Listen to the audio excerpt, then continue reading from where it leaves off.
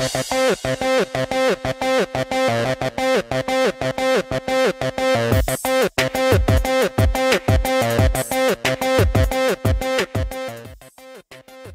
po sa Pinoy Scoop. At ito ang balita ngayon. Ang dalawang pinakabatang housemate sa Pinoy Big Brother All-In na sina Loisa Andalio at Maris Racal ay nagkaroon ng emosyonal na pagtatagpo kasama ang kanilang mga ama para mapag-usapan at maklaro ang ilang concerns tungkol sa kanilang mga pamilya. Sa episode ng reality show na ipinalabas noong Lunes, sina Loisa at Maris ay kinailangang matapos munang isang task sa activity area para makita ang kanilang mga ama at magkaroon ng pagkakataon na malaman ang kasagutan sa tanong na matagal na nilang gustong itanong.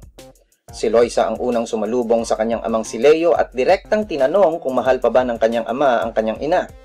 Sagot ni Leo na mahal pa niya ang ina ni Loisa pero nagkaproblema sila dahil sa age gap.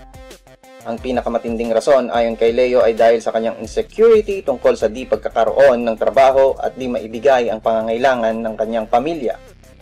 Inamin ni Leo na hindi niya nagawa ng tamang paraan ang sitwasyon na yon at sinabi kay Loisa na ayaw niyang mangyari sa kanya ang sinapit ng kanilang pamilya pagdating ng araw na siya ay magkakapamilya na rin.